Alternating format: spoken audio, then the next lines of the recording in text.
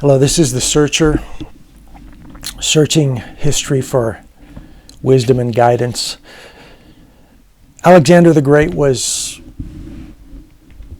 one of the most ruthless conquerors in history, and one of the most successful conquerors in history as well. He conquered he conquered more territory than anyone previous to him. And what I'd like to do, I'd like to compare. In the end, Alexander called himself a god, which is something that he declared himself a god, which is something he has in common slightly with Jesus Christ, Jesus didn't call himself a god. He said to know him is to know the Father, so he is God. There's a little different, but there is that similarity. So I'd like to do a comparison. How do these two compare? First of all, I'll talk about Alexander, and then I'll talk about Jesus Christ. So another thing which is not especially well known is that Alexander was actually mentioned in the book of Daniel, and he was referred to as the third beast who unleashes a bloody tide of slaughter on mankind. And that's essentially what he did in his time. He unleashed a bloody tide of slaughter on every town and country he visited. And there were many. And he was exceptionally good at conquering and unleashing bloody tides on the populations that opposed him. And so that's Alexander the Great. A little bit more about him. His father was Philip of Macedonia, the king, and Alexander's rise to power was after he murdered his father. So, just for context, he broke the fifth commandment when he murdered his father. That would be respect your mother and father. Obviously, murdering your father is not very respectful. And then he also had his father's new wife and baby murdered also, which would break the sixth commandment, thou shalt not murder. So, on a side note, I'm not trying to be absurd here or anything, but when Greece rebelled against this series of events I just described, he had 6,000 of its inhabitants executed, and 30,000 sold into slavery. 30,000 of Greeks sold into slavery. So I think that breaks the golden rule: do unto others as you would have them do unto you. Now, that's I realize that it's absurd to hold Alexander the Great and expect he might follow the golden rule, especially if we had time to get into more detail. That would be extremely absurd. But nevertheless, we're comparing him to Christ, so I'm going to bring up these points. Now, after Alexander defeated Darius in the Persian Empire, he added many wives to his harem. He evidently had 365 wives, one for each night of the year. So this really emphasizes something about Alexander, which is his indulgence of the flesh, his lust and indulgence of the flesh. And in fact, another example that would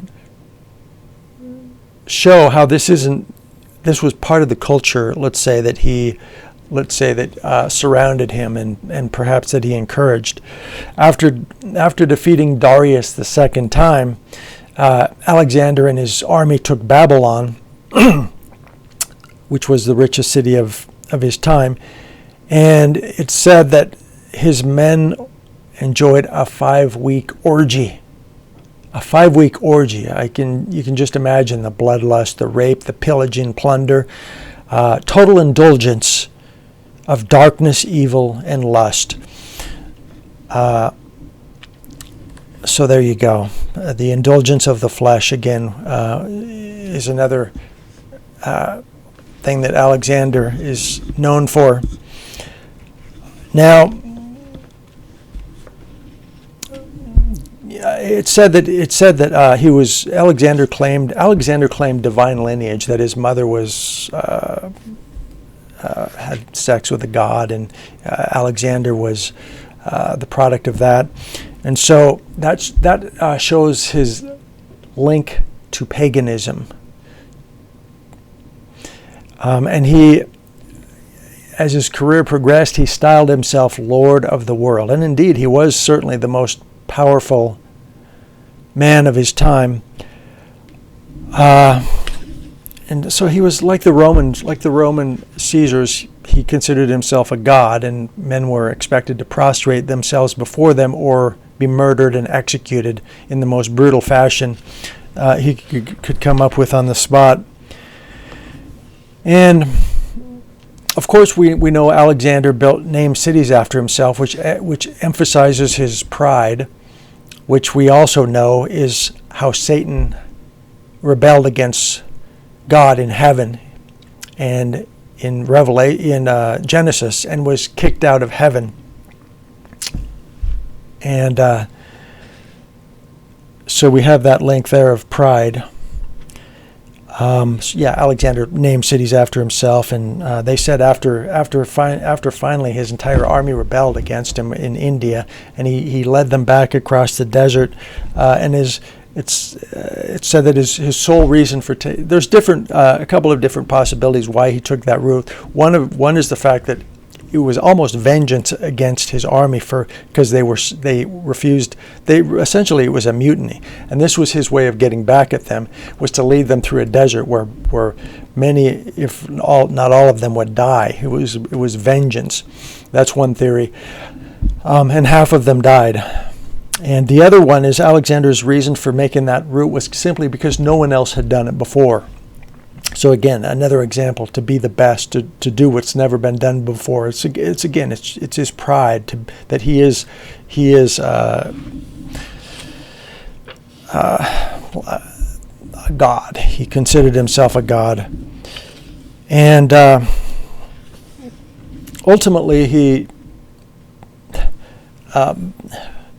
back in Babylon, he went on a 10-day drinking binge. Another example of his indulgence, his massive indulgence. In one case, he went on a rage and killed his best friend in a drunken bloodlust of rage. But after a 10-day drinking binge, he was murdered. So again, it shows his total indulgence and lust. So in the meantime, his wars had killed off much of Macedonia's male population, and tens and tens of thousands of people in all the places he visited. So there you go. There's just a snapshot of Alexander. He's considered one of the great generals in history. He was an exceptional tactician, very effective. And then we have Jesus Christ, who came later, and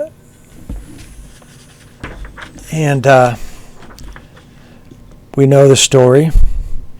300 years later came Jesus Christ. 323, to be precise. 323 years later, Jesus Christ is born, and that's the number I have in front of me. Whether that's exactly accurate, I don't know. So let's say 323 years later, we have Jesus Christ born. Now, Jesus Christ, obviously, we know the story if we're familiar with the Bible. Jesus, just do a simple comparison here. Jesus, we talked about how Alexander was in the book of Daniel. He's called the third beast. Well, that's not a compliment. He unleashes a bloody tide of slaughter on mankind. Jesus Christ came not to destroy and vanquish mankind, but to save mankind. So it shows us a little bit difference of character. He came of difference of character. Now, we see how Alexander murdered his father in order to get power. On the contrary, Jesus respected his father Joseph, and he submitted himself to his father's authority. Never tried to murder him. And he respected his mother and his father. And always did that. Never murdered either his mother or anyone else. So what we have here is Jesus is a man of obedience and compassion and respect and honoring of authority, which is totally the opposite of bloodlust, chaos, and indulgence with Alexander. So, and not only we talked about the golden rule. Well, golden rule. Jesus taught us the golden rule, and he lived by it. He did unto others. He came to save. He came that we might have life and have it more abundantly. He opened the door for us. It's up to us to go through it. And far from indulging his flesh, Jesus was a bit of an ascetic. He, for example, another comparison. Well, Alexander went across the desert, and either through vengeance against his own men for the mutiny, or out of pride to be the only one who had crossed it. Jesus also went in the desert and fasted for 40 days, but he didn't do it out of pride or bloodlust. He did it out of compassion. He did it to prepare for his ministry, to sacrifice himself to save mankind. It wasn't all about him. It was about his purpose, his mission to coming here, which was to save others.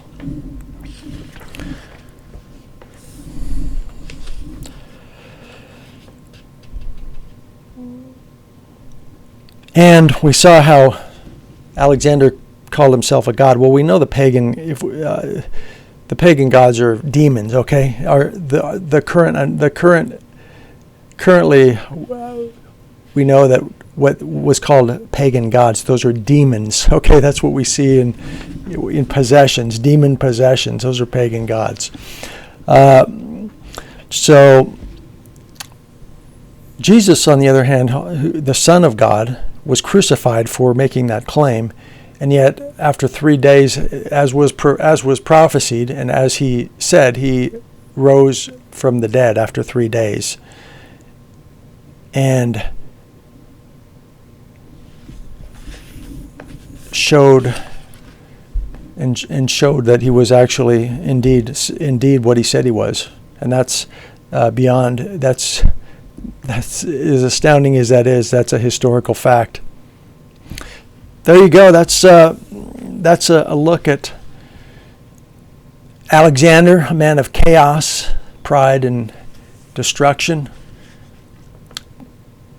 Perhaps you could look at Alexander as a spirit of pop culture today, in the sense that it's all about, today with secular humanism,